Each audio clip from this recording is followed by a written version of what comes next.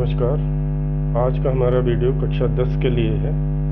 कक्षा 10 में हम लोग पिछली बार सूर्यकांत त्रिपाठी निराला जी की कविता उत्साह और अट नहीं रही है पढ़ा था। पिछले 2 वीडियो में निराला जी की कविता समाप्त हो गई। आज से हम लोग एक नया पाठ पढ़ेंगे क्षितिज का, जो होगा जिसके लेखक होंगे सर्वेश्वर दयाल सक्सेना, और पाठ का शीर्षक होगा मानवीय करुणा की दिव्य चमक। इस मानवीय करुणा की दिव्य चमक में फादर कॉमिक बुल्के की बात लेखक ने बताई है। ये एक संस्मरण है। संस्मरण मतलब यादें। उन्होंने अपने जीवन की यादों में उस महान व्यक्ति जिसको फादर कॉमिक बुल्के कहते थे के विषय में बताया है, और उनके कृतित्व, व्यक्तित्व और चरित्र को अपने इस लेख में संस्मरण के माध्यम से प्रस्तुत किया है। इस संस्मरण में आप फादर कॉमिक बुल्के और लेखक के निजी संबंधों के विषय में बात करेंगे लेखक, और साथ ही अन्य बहुत सारे लेखकों और उनके साथियों जो कॉमिक बुल्के के साथ रहा करते थे या ये उनके साथ रहा करते थे इत्यादि बताएंगे। मानवीय करुणा की दिव्य चमक फादर कॉमिक बुल्के को कहा है लेखक ने, और उनके अंदर मानवता के वो सारे गुण उपस्थित थे, विद्यमान थे, जिसके लिए किसी भी व्यक्ति को मानवता की करुणा की दिव्य चमक कह सकते थे। तो मानवता की साक्षात मूर्ति के रूप में फादर कॉमिक बुल्के को सर्वेश्वर दयाल सक्सेना जी ने हमारे सामने प्रस्तुत किया है। तो हम लोग पाठ शुरू करने से पहले सबसे पहले लेखक सर्वेश्वर दयाल सक्सेना जी के विषय में कुछ जान लेते हैं। तो चलिए हम लोग देखते हैं कि सर्वेश्वर दयाल सक्सेना जी का क्या परिचय है। सक्सेना जी का जन्म 15 सितंबर 1927 को दिल्ली में हुआ था। हिंदी कवि एवं साहित्यकारों के क्षेत्र में इनका नाम बड़े ही सम्मान के साथ लिया जाता है। इन्होंने दिनमान का कार्यभार संभाला, और दिनमान एक पत्रिका थी जो राजनीतिक और साहित्य से जुड़ी हुई थी।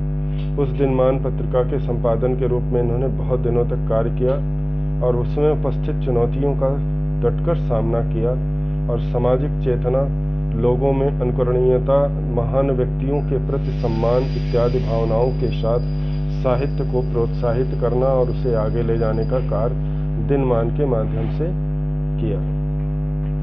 इन्होंने इलाहाबाद से उन्होंने BA की और MA की शिक्षा प्राप्त की।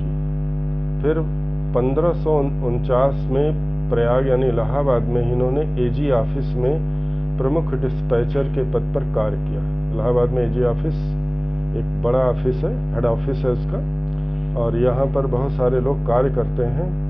सर्वेश्वर दयाल सक्सेना जी इसी AG ऑफिस में कार्य करते थे। बाद में ऑल इंडिया रेडियो के सहायक संपादक के रूप में इन्हें स्थान दिया गया। हिंदी समाचार विभाग के ये अध्यक्ष थे ऑल इंडिया रेडियो में। इस पद पर उनकी नियुक्ति हो गई, और इस पद पर वे रहते हुए दिल्ली में 1960 तक आए रहे। ये ऑल इंडिया रेडियो के हेड ऑफिस दिल्ली में ही ये 1960 तक इन्होंने अपना समय व्यतीत किया। इसके बाद दिल्ली से लखनऊ रेडियो स्टेशन में आए, और लखनऊ रेडियो स्टेशन की नौकरी के बाद ये भोपाल में एक रेडियो में भी कार्यरत रहे और अपने निजी कार्यों में भी संलग्न रहे, यानी साहित्य की सेवा भी करते रहे और रेडियो के में कार्य भी करते रहे। इसके बाद ये दिनमान पत्रिका का प्रकाशन आरंभ हुआ, और वरिष्ठ पत्रकार एवं साहित्यकार सच्चिदानंद हीरानंद वात्सायन अज्ञेय के आग्रह पर, यानी ये अज्ञेय जी के कहने पर इन्होंने इस पद से त्यागपत्र दिया और दिल्ली आ गए और दिनमान पत्रिका में जुड़ गए। यानी इन्होंने भोपाल की नौकरी, रेडियो स्टेशन और इत्यादि की काम छोड़ दिया और दिनमान पत्रिका में जुड़ गए। बाल पत्रिका पराग के संपादक बने। पराग एक पत्रिका है, मैगजीन है बच्चों की, जिसमें बच्चों की कहानियां छपती हैं। उन सभी बच्चों की कहानियों को इन्होंने संपादित किया। बहुत सारी छोटी छोटी कहानियां लिखी, और छोटे छोटे लेखक जो उभरना चाहते थे उनको इस पत्रिका के माध्यम से, पराग पत्रिका के माध्यम से उन्हें उत्साहित किया। 1982 में संपादक भार संभालने के बाद कुछ समय के बाद इनकी मृत्यु हो गई, और जब तक मृत्यु ना हुई इनकी, यानी जब तक जीवित रहे, ये जीवन के अंत तक पराग पत्रिका से ही जुड़े रहे। इन्होंने बहुत सारी रचनाएं की, जिसमें तीसरा सप्तक अज्ञेय जी के साथ जुड़े रहे। काठ की घंटियां, बांस का पुल, एक सूनी नाव, गर्म हवाएं, कुआनो नदी, जंगल का दर्द, खूटियों पर टगे लोग, क्या कहकर पुकारूं, अनेकों कविताएं, कोई मेरे साथ चले, मेघ आए, काला कोयल। मेघ आए 9th क्लास में आपने पढ़ा था। अनेकों कविताएं जो मानवीकरण और तमाम तरह के अलंकारों से सुसज्जित थी। सबसे अधिक इनके ऊपर छायावादी कवियों की भी विशेषताओं का प्रभाव पड़ा, और अज्ञेय जी की नई कविता का प्रभाव इनके ऊपर जबरदस्त था। निराला जी ने मुक्त छंद का प्रयोग शुरू किया था सबसे पहली बार, और इस मुक्त छंद को इन्होंने और आगे बढ़ाने का कार्य किया। इन्होंने अनेक साहित्यिक रचनाएं, पागल कुत्तों का मसीहा, सोया हुआ जल, उड़े हुए रंग, कच्ची सड़क, अंधेरे पर अंधेरा जैसी अनेक कहानियां लिखी, नाटक लिखे, बकरी, लड़ाई, अब गरीबी हटाओ इत्यादि अनेक नाटक इन्होंने लिखे। इसके बाद इनकी मृत्यु के बाद इन्होंने पराग मैगजीन में कार्य करते हुए इन्होंने अपने जीवन के अंतिम समय गुजारे। पराग में ही कार्य करते हुए इनकी मृत्यु हो गई। अब इन्होंने एक संस्मरण लिखा जिसका नाम है मानवीय करुणा की दिव्य चमक, जो हमारे पाठ में है। तो अब हम लोग उसको देखेंगे कि उसमें सर्वेश्वर दयाल सक्सेना जी ने हमें क्या क्या बताया है, और फादर कॉमिक बुल्के की त्याग और उनकी तपस्या का परिचय लेंगे। तो चलिए अब हम लोग पाठ को देखते हैं। आज हम लोग सर्वेश्वर दयाल सक्सेना जी का पाठ देखेंगे जो उन्होंने लिखा है, और इस पाठ का नाम है मानवीय करुणा की दिव्य चमक। ये देखिए, मानवीय करुणा की दिव्य चमक।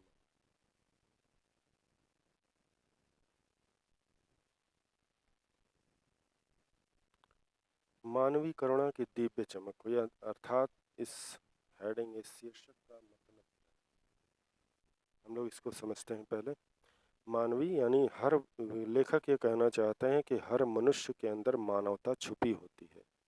फर्क इतना है कि वो व्यक्ति उस मानवता को कितना विकसित करता है, कितना उपयोग करता है, और उसके महत्व को कितना समझता है।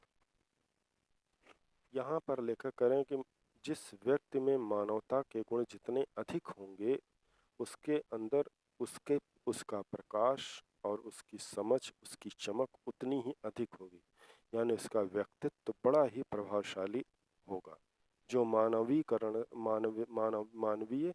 गुणों यानी मानवता से युक्त होगा। कहने कि यहाँ पर लेखक कह रहे हैं कि यहाँ पर मैं फादर कॉमिक बुल्के की बात करूँगा, जिनके अंदर मानवीय करुणा यानी मानव संबंधी सारी विशेषताएं कूट कूट कर भरी थी, जिससे उनका पूरा जीवन दिव्य और चमकदार था। ये शीर्षक का अर्थ होगा। अब हम लोग लेखक द्वारा लिखे गए मानवीय करुणा की दिव्य चमक में लेखक क्या और कैसे बता रहे हैं, देखते हैं। कह रहे, फादर को जहरवाद से नहीं मरना चाहिए था। फादर यानी कॉमिक बुल्के। जहरवाद, वाद का मतलब होता है सिद्धांत, जहर का मतलब जहर, यानी लेखक कह रहे हैं जैसे फांसीवाद और विज्ञानवाद, इस तरह की बातें होती हैं, उसी तरह से ये आपका जहरवाद है। लेखक कह रहे हैं कि फादर को जहरवाद से नहीं मरना चाहिए था। फादर की मृत्यु एक फोड़े से हो गई थी, यानी लेखक, मैं आपको बता दूं आगे आएगा, फादर को एक फोड़ा हो गया था जिसकी वजह से फादर की मृत्यु हो गई, उसका जहर पूरे शरीर में फैल गया। कहें जिनकी रगों में दूसरों के लिए मिठास भरे अमृत के अतिरिक्त और कुछ नहीं था, उसके लिए इस जहर का विधान क्यों? लेखक कह रहे हैं कि फादर की रगों यानी नसों में सिर्फ और सिर्फ अमृत भरा था और मिठास भरी थी। इस मिठास और अमृत से वे सभी को सिंचित करते रहते थे कि जिस व्यक्ति के अंदर इतने सारे गुण विद्यमान थे, उसके लिए ईश्वर ने जहर का विधान, विधान का मतलब नियम, जहर का नियम क्यों बनाया? यानी ऐसे महान व्यक्ति की मृत्यु जहर से हो, यानी एक ऐसी पीड़ा से हो जिसके जिसने जिसने उसको प्रभावित भी न किया हो, यानी उसके शरीर में इस जहर नाम के अंश का लेश मात्र भी नहीं था और उसी से उसकी मृत्यु हो गई। लेखक कह रहे हैं कि इस जहरवाद का विधान ईश्वर ने फादर के लिए क्यों किया? यह सवाल किस ईश्वर से पूछें? लेखक कह रहे हैं मैं ये जानना चाहता हूँ कि ऐसा क्यों हुआ, परंतु मुझे ये बात समझ में नहीं आ रही है कि मैं ये प्रश्न किससे पूछूं कि फादर को जहरवाद से क्यों मारा। प्रभु की आस्था ही जिसका अस्तित्व था। लेखक कह रहे फादर ईश्वर में आस्था रखते थे और उसी ईश्वर की आस्था के अस्तित्व यानी महत्व को समझते थे और उसी ईश्वर की आस्था के आधार पर अपने चरित्र का उन्होंने निर्माण किया था। वह देह की इस यातना की परीक्षा उम्र की आखिरी देहरी पर क्यों दे? लेखक कह रहे हैं कि देह का मतलब है शरीर, यातना मतलब प्रताड़ना। कह रहे दे उनके शरीर में, उनकी देह में जो यातना फैली या इस यातना मतलब कष्ट, जो कष्ट आया उसकी परीक्षा उन्होंने उम्र की उस देहरी यानी उस उम्र में दिया जो उनके जीवन का अंतिम समय था। करें एक लंबी पादरी के सफ़ेद चोंगे से ढकी आकृति सामने है। लेखक अब फादर की स्वरूप के बारे में विषय में बता रहे हैं कि मेरे सामने एक स्वरूप है जो एक लंबी पादरी के सफ़ेद चोंगे की ढकी आकृति सामने है। चोंगा यानी आप ध्यान से देखे होंगे कभी फादर को, तो एक ऊपर से लेकर नीचे तक यानी कंधे से लेकर घुटनों के नीचे तक, यानी आप कह सकते हैं कि पैरों तक एक ड्रेस होता है जिसको ऊपर से नीचे तक पहना जाता है। उसको यहाँ पर लेखक बता रहे हैं कि वो एक ऐसा ड्रेस है जिसको पादरी पहनते हैं और उसको हिंदी में चोंगा कहते हैं। चोंगे से ढकी आकृति सामने आ जाती है। लेखक करें फादर एक ऊपर से नीचे तक सफ़ेद वस्त्र की पादरी चोंगा पहने रहते थे। गोरा रंग, सफ़ेद झाई मारती भूरी दाढ़ी, नीली आंखें, बाहें खोल गले लगाने को आतुर। करें उनका रंग गोरा था, उनकी सफ़ेद झाई मारती भूरी दाढ़ी, उनकी दाढ़ी थोड़ी सफ़ेद थी। सफ़ेद झाई मतलब प्रकाश, चकाचौंध, क्या सफ़ेद रंग का प्रकाश फैलाती और भूरे रंग की दाढ़ी थी जिस पर प्रकाश पड़ने पर चांदी के समान वो चमकता था। नीली आंखें, उनकी आंखें नीली नीली थीं और उनको देखकर ऐसा लगता था कि ये आतुर मतलब व्याकुल, वे बाहें यानी हाथ फैलाकर लोगों को गले लगाने के लिए व्याकुल है। कह रहे दिखता आतुर। इसके बाद लेखक बता रहे हैं कि इनकी ममता इतनी ममता इतना अपनत्व इस साध में अपने हर एक प्रियजन के लिए उमड़ता रहता था। लेखक कह रहे हैं कि इनके अंदर ममता यानी बहुत प्रेम था और बहुत ही अपनापन था। इस साधु में अपने हर एक प्रियजन के लिए उमड़ता रहता था। लेखक उनको एक साधु की उपाधि दे रहे हैं और कह रहे हैं कि ये एक साधु थे, इनके अंदर इतना अपनत्व था, इतनी ममता प्रेम था कि अपने हर प्रियजन के लिए ये उसे लुटाने के लिए तैयार रहते थे। लेखक कह रहे हैं मैं 35 साल से इसका साक्षी था। साक्षी यानी गवाह। लेखक कह रहे मैं 35 वर्षों से उनके साथ था और मैं इस बात का गवाह था कि उन्होंने कभी किसी के साथ दुर्व्यवहार नहीं किया, जो भी किया हमेशा ही उसके साथ प्रेम किया। कह रहे तब भी जब वह इलाहाबाद में थे और तब भी जब वह दिल्ली आते थे। लेखक कह रहे हैं कि इलाहाबाद यानी प्रयागराज में फादर रहते थे और वो दिल्ली भी जाया करते थे। लेखक कह रहे जब मैं इलाहाबाद में रहता था तब भी फादर मेरे पास आते थे और हम उनके पास जाते थे और उनके अंदर वही प्रेम उमड़ता था। बाद में मैं दिल्ली चला गया तो भी फादर मेरे पास वहाँ भी आते थे और मुझसे मिलते थे और अपनी उसी करुणा और प्रेम अपनत्व को लुटाया करते थे। आज उन बाहों का दबाव मैं अपनी छाती पर महसूस करता हूँ। लेखक कह रहे हैं कि उन्होंने मुझे गले लगाकर जो मुझे प्रेम किया था, उन सभी प्रेम को मैं आज भी अपनी छाती पर महसूस करता हूँ। फादर को याद करना एक उदास शांत संगीत को सुनने जैसा है। लेखक कह रहे हैं कि फादर को आप याद करिए या एक स्लो म्यूजिक यानी शांत संगीत को सुनिए, दोनों में कोई अंतर नहीं है। जिस प्रकार शांत संगीत आपको आनंद और शांति दोनों प्रदान करता है, उसी तरह फादर के विचार, सोच और उनकी यादें आपके मन मस्तिष्क को शांत कर देती हैं। लेखक का भाव ये है कि जो लाभ शांत और स्लो म्यूजिक को सुनकर प्राप्त होता है, वही लाभ आप फादर की बातों को याद करके ले सकते हैं और वही लाभ आपको फादर की बातों से प्राप्त होगा। उनको देखना करुणा के निर्मल जल में स्नान करने जैसा था। लेखक करें, आप उनको देख रहे हैं तो ऐसा लगेगा आपको कि आप करुणा के निर्मल जल में स्नान कर रहे हैं, यानी कि करुणा के निर्मल जल में वो डूब रहे हैं और डूब करके स्नान कर रहे हैं।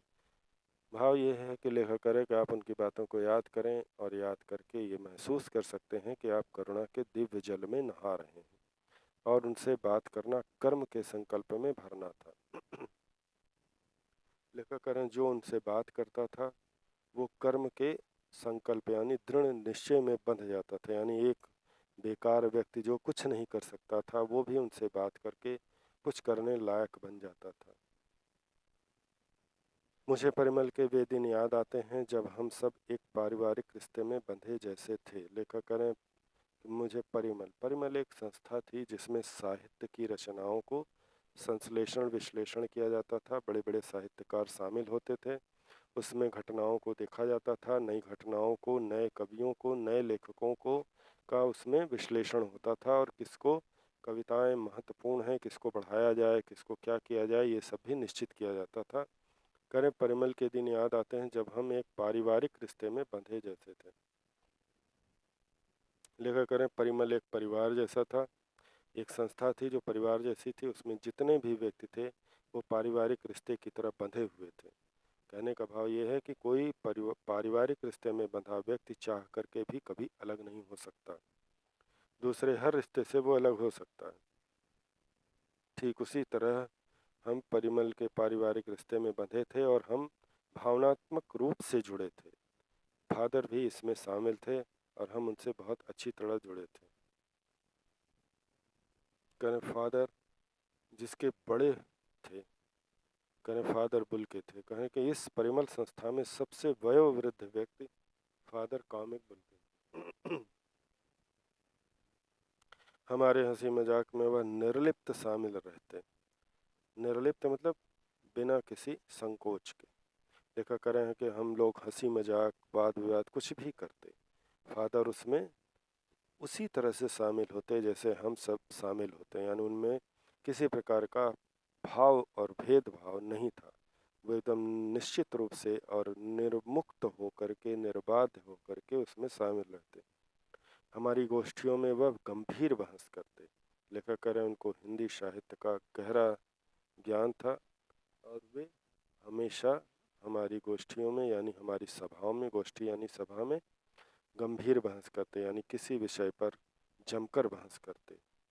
हमारी रचनाओं पर बेबाक राय और सुझाव देते। हम जो रचनाएं लिखते उस पर बेबाक यानी बिना किसी संकोच के, बिना किसी भय के वो राय देते और सुझाव भी देते कि इसमें क्या क्या सुधार किया जा सकता है या क्या क्या कर देने से और अच्छा हो सकता है। और हमारे घरों के किसी भी उत्सव और संस्कार में वह बड़े भाई और पुरोहित जैसे खड़े हो हमें अपने आशीषों से भर देते। लेखक कह रहे हैं कि ये प्रोफेशन की बात थी और अगर हम घरों में आते, हमारे घरों में कोई उत्सव होता, प्रोग्राम होता, कोई सांस्कृतिक प्रोग्राम होता, कोई साधारण प्रोग्राम होता, तो भी वो बड़े भाई की तरह आ जाते और कोई संस्कारी प्रोग्राम होता तो वो पुरोहित की तरह हमारे यहाँ आ जाते।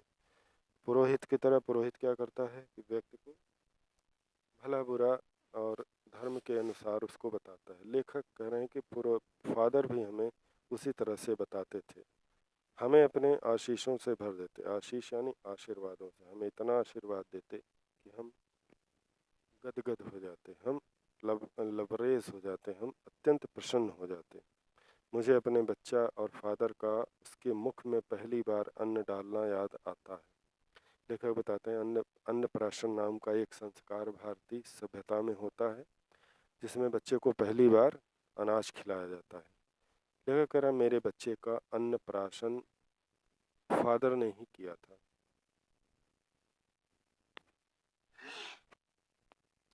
यानी पहली बार मेरे बच्चे के मुख में अन्न डालने का कार्य फादर ने किया था।